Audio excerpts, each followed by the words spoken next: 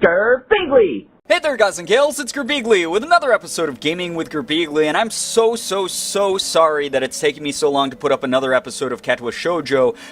I was away on vacation, as many of you know, and unfortunately, due to a snowstorm, I got caught in Baltimore for a few extra days beyond where I thought I was going to be coming home, and because of that, I wasn't able to access my gaming and recording PC, so this is finally going up today. I'm very sorry that it's going up so late. It's probably going to be the only episode for today, but I'm going to do my best to make up for it and get at least 2 episodes up moving forward after this. So anyway, last episode, also just to point out, I'm really tan right now. I probably look really weird because I have this crazy tan going on, and I have, like, my nose is all red because I was an idiot and I forgot to put sunscreen on my nose, and it was amazing being out in the sun. It was the best vacation. It was very weird to be away from recording for so long.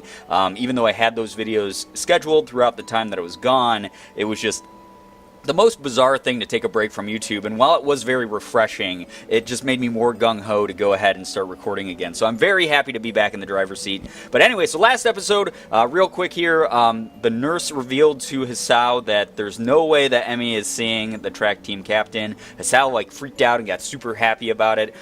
He came to the roof to have lunch with Emi, but it turns out that Rin is sick, so it is just him and Emi right now. She started opening up about her night terrors a little bit more. He gave her a big hug, and they're just hugging right now and talking and having a cute little chat, and Emi's about to reveal something, I believe. So let's go ahead and continue. Hey, Hisao? Huh. If you're going to kiss me, you should probably do it soon. I think the lunch bell is about to ring. Holy crap, what a reveal! Damn, so that really was a cliffhanger last episode. I had no idea that was coming up. My thoughts grind to a sudden halt, but then again, she could be teasing Hisao still, because that's just what Emi does. I really like Emi a lot, by the way. Like, she's super fun and just has such a great personality and a great character development so far. I'm pretty sure my mouth is hanging open in shock. All I can manage is a strangle. Huh? This amuses Emi even more. You were thinking about it, weren't you? She sits up, bringing her face level with mine. Oh, damn. I'd probably enjoy it, you know? You're really... well... She briefly composes herself, looking like she's about to say something important. This is crazy. This moved very quickly. This was a big start to the episode. If you hadn't figured it out by now, I think I've developed a bit of a crush on you. Aw. You're going to have to do something about that. This time her grin short-circuits several important thought processes. At some point, I turned towards her, and at another point, her arms moved to around my neck. And yet another, my arms wrapped around her waist. I'll be damned if I could tell her precisely what then what happened. Or when that happened. Because at that moment, there's only a voice in the back of my head yelling at me to kiss her. I look into Emi's eyes. There it is. The thing I saw yesterday on the bed. It's there again. It suddenly strikes me that she's worried that I'll reject her. What a silly worry for her to have. Oh shoot! They did it! Damn! Oh my gosh, that's crazy. I honestly wasn't expecting it to be that. Like, I was kind of expecting her to admit to Hisao she had a crush on him, but then for them to move kind of slowly. But that's a big development. Damn. Her lips taste faintly of strawberries. She leans into the kiss, and her arms tighten around the back of my head, making sure that I don't pull away. Not that there was any danger of that. There's a churning feeling in my gut. The world falls away. There's just me and her and this bench. My arms tighten, drawing her waist closer, entranced by the feel of her. I inhale her scent, my mind trying desperately to memorize everything about her, or about how she tastes, how she smells, how she feels. Ah, that damn bell. The ringing of the bell snaps us both back into reality, and we break the kiss. Emi's cheeks are slightly flushed, and she seems to be catching her breath. In her defense, so am I. We stand there for a few moments, trying to wrap our heads around what we've just done. Emi's the first to break the silence. So, want to grab dinner after I'm done with practice? What a coincidence. I was about to ask you the same thing. Well, actually, I suppose it was going to be some kind of proper date on the weekend or something.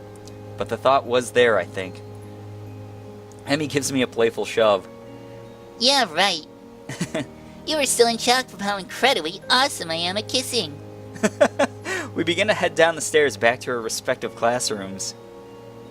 Hey, I didn't see you talking immediately afterwards either. That I didn't. See you after practice, Hisao. She leans in quickly and gives me a quick kiss in the middle of the hallway, sending me into another brief state of mental freefall. Aw, damn, that first kiss, it always, wins people. That's hilarious and cute. It's not really even that hilarious, just hilarious how, she responded and is still teasing Hisao. That took me off guard. I like that. I'm very, very happy for them. As I head into my classroom, a giggling Misha greets me. Why, He-chan, you romantic you! Did you confess on the rooftop, did you? Actually, I think it was the other way around. This sends Misha into a fresh fit of laughter. Young love is so unpredictable, isn't it? This being Misha, I suppose I should have expected her to tease me over this. I guess. Before I can really respond, Muto's entered the room, and Misha skips off to her seat, giggling all the while. I suspect that I'll get a lot of this sort of conversation now, especially seeing as how Emmy kissed me right in the middle of the hall. But somehow, I don't care about that.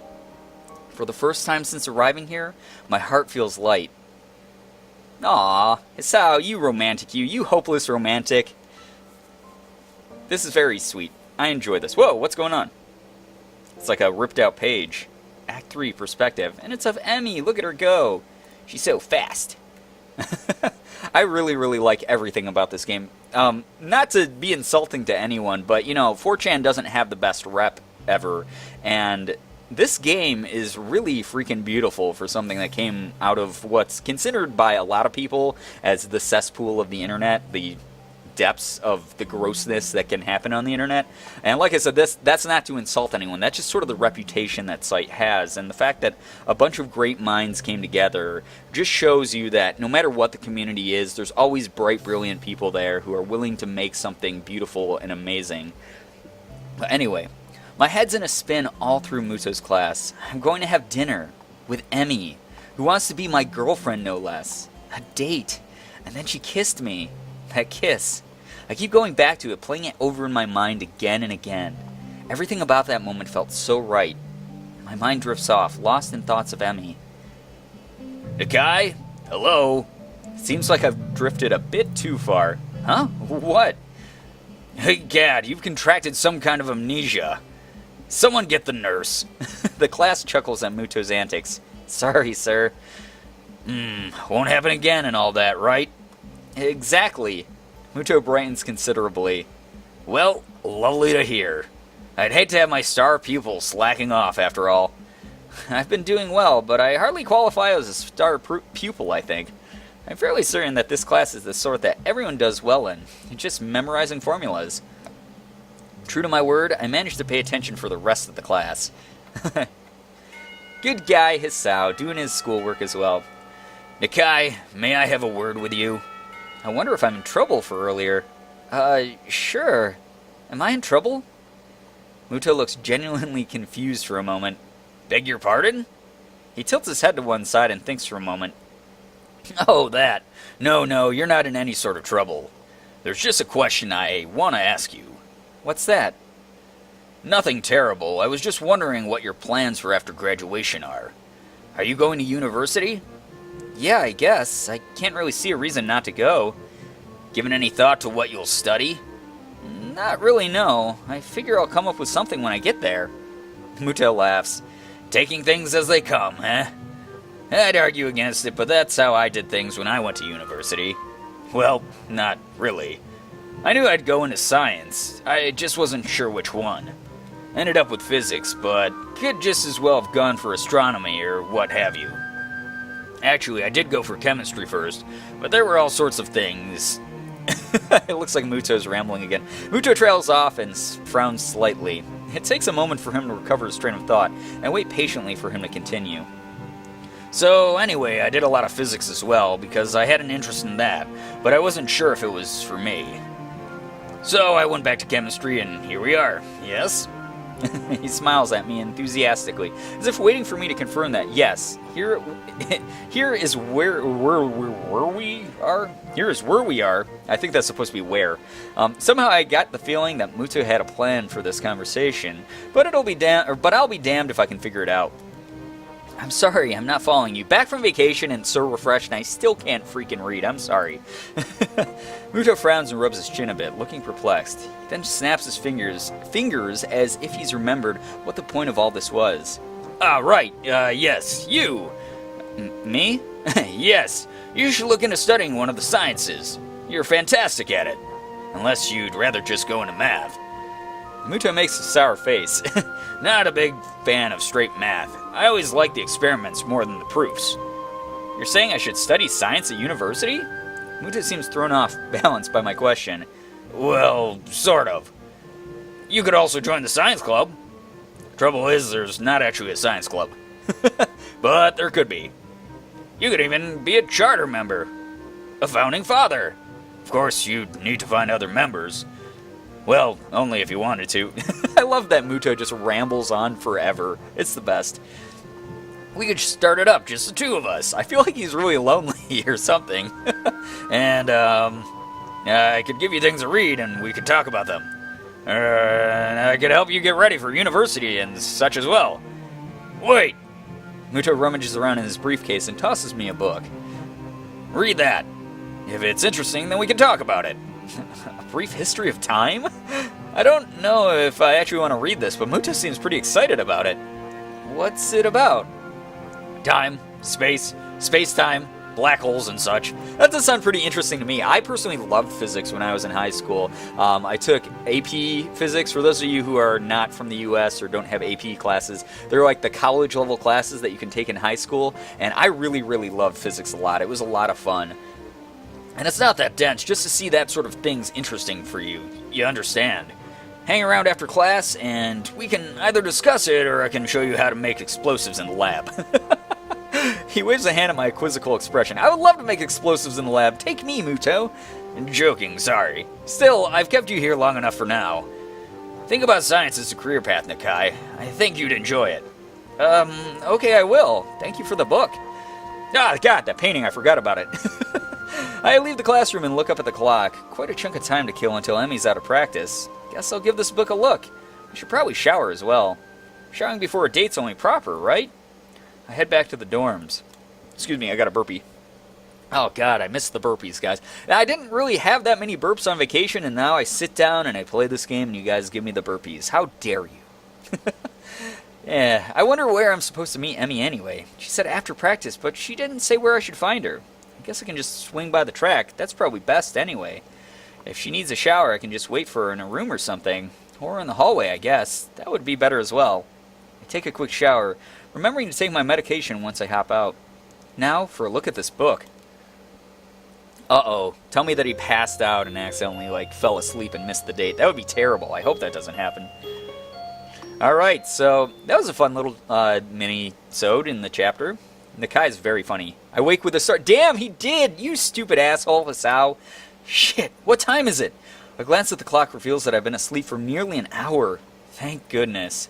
Emmy's practice should be finishing up soon. Good, he didn't miss it. I was really, really worried for a second. I honestly am very invested in their relationship at this point. I want them to do well. I throw on some casual clothes and head for the track.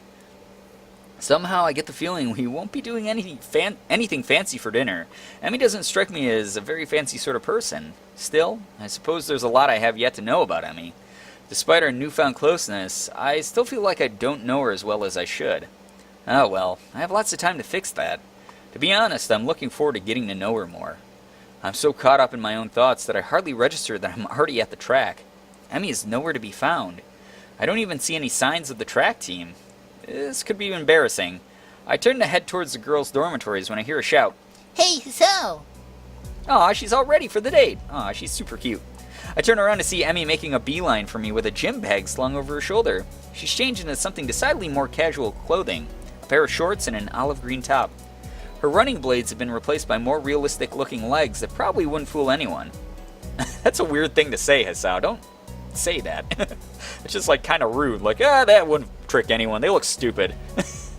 Emmy doesn't seem to care about that, a fact which makes me smile. Hey, you came! I mean, I figured you would, but still. I suddenly find myself wrapped in another affectionate hug, and it proves to be impossible for me to keep what must be the world's largest grin off my face. Well, of course I came. I'd be crazy not to, right? Emmy ponders for a moment. You know, that's true. I mean, I'm pretty amazing after all.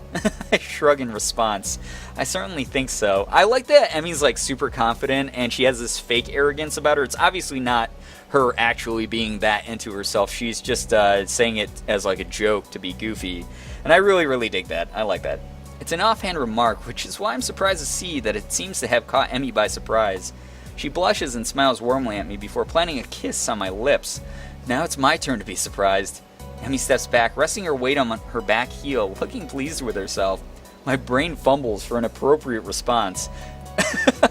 I should compliment you more often. Emmy laughs and gives me a playful shove. Jerk.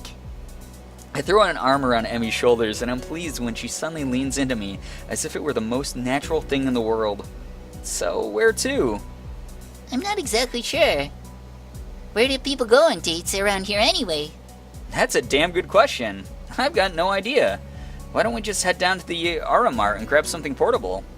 Emmy's face brightens at this idea. A picnic. I think you're onto something, Hisao. I like that Emmy's like also really super casual and she just goes with the flow. It's not like she has to force a plan or anything like that. Like Hisao's just gonna fire from the hip, I feel like, and she's gonna be happy with it, which is just great. Which is, honestly, to me, that's the best way to be, to just be open to plans and not have to, like, force everything. That's just stinky. Emmy snakes her arm around my waist and we begin to head for the front gate. I'm entirely unsure of what I'm meant to do in this situation, but at least Emmy seems to be equally clueless. Despite the relaxing feeling of being with Emmy, I still can't help feeling a bit tense. What if I do something wrong? I'd hate to make an ass out of myself. Here we go with Hisao overthinking again. But then again, it is a new relationship. I know when Morgan and I first started dating, for those of you who don't know, by the way, Morgan is my girlfriend of years and years and years. But when we first started dating, I was just like, if I screw this up now, I'm probably going to have screwed it up forever. And it's just like one of those terrible, like suffocating, heavy feelings that you get on yourself in any relationship. So I guess I kind of understand what he's going through. The trip to the Aura Mart is accompanied by Emmy's chatter about how practice went. I keep quiet for the most part, merely enjoying the warmth of being around Emmy. We get a few odd looks from passerbys, but I don't mind. We wind up buying some bread and instant noodles, realizing too late that we cannot actually cook the latter in the park. Oh well, I'll make it for lunch or something. That'll work. The park is located after a brief loss of direction that I blame entirely on Emmy. She, of course, blames me. We find a spot beneath the tree and sit down. I lean back against the trunk. Emmy sits across from me. I guess we should have brought a blanket or something to sit on, huh? Emmy shrugs. See, this is awesome. They're just fighting from the hip and they're going with it. I don't mind. Neither do I. Emmy tosses me a package of bread and we dig in. Curry bread. Interesting. Oh, I love curry bread. What do you mean interesting? That should be freaking awesome, man. Curry bread is like the most delicious thing in the world. For those of you who've never been to Japan or never tried Japanese food and love slightly like spicy stuff, curry bread is like, oh my god, it's so delicious. I need to go buy some from the Asian Mart here. I guess I wasn't really paying attention to what I grabbed in the store. Hey, Hisao, you look like your bread's a little spicy. I shake my head, trying in vain to keep an image of manliness. Nah, it's hardly spicy at all. I see. That must be why your face has gotten so red. Yeah, exactly. The lack of spice has gotten my blood up. Because of the disappointment. Emmy laughs and swallows the last of her bread. Well, if you can't handle it, I'll be glad to take it off your hands. Hey, just because you wolfed down yours so quickly doesn't mean I'm just going to give you mine. Emmy mock pounce, causing me to nearly choke on my bread with laughter.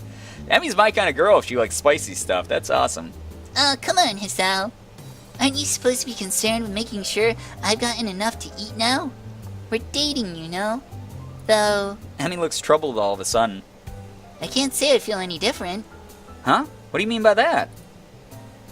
What makes this a date? It's just that it's just what we would have done anyway, really. But this should feel different because before we Before, when we had lunch, we were friends, and now we're a level above friends. You sound like Rin. Laughter escapes and Emmy grins.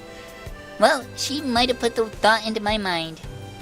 We've talked about that sort of thing before. Really? About me? Not really, just stuff, really. Ren thinks that the change of a label from friend to girlfriend seems arbitrary most of the time. Like there's no difference between the two. I'm the same way. Like, if you can't be yourself around the person you're dating, then it's honestly not the best relationship for you. I mean, there are people who make that work and they work around their differences, and there's always going to be a level of compromise, but you should be comfortable and should be a friend. You should be best friends with who you fall in love with, because if you're not, it's just crazy. I mean, I have my male best friends, I have my other best friends that I consider my very, very good friends, but Morgan and I, we are able to get along well, not all the time, obviously. No couple can do that. They're crazy if they can, right? But, Morgan, she's sitting on the couch over there, by the way. But what I'm trying to say is you should be completely comfortable, and if you're not, it's not for you. So it's great to see that they're very comfortable, even though they're confused by their level of comfort. I can think of at least one, you know. You don't tend to kiss your friends quite as much. For the second time today, Emmy blushes slightly and giggles. And sorry I took up so much time, guys, but I do have to end the episode here. We are out of time. It's just this relationship's new for me, so I'm getting all excited and flustered by it as well. But I hope that you guys enjoyed the progress that we made this episode. If you did, please be sure to hit the like button, share the video, and favorite it. Also be sure to subscribe to me if you guys haven't already. For those of you who have, thank you so much for all of your support. You guys are the best in the world. I love every single one of you, and as always, it was great seeing ya. Bye-bye.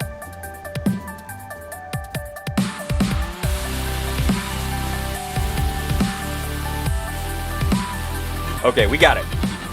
Maybe I gotta change up my character. Maybe he doesn't have enough special powers because he's just skull-face, idiot face. Ugh, Scully, you gotta get me through this, man. You're my tried and true, you're my boo-boo. We gotta do this, man. You and me together. You never let me down before, except you're letting me down now, and that's pissing me off. And you let me down last episode, too, you asshole.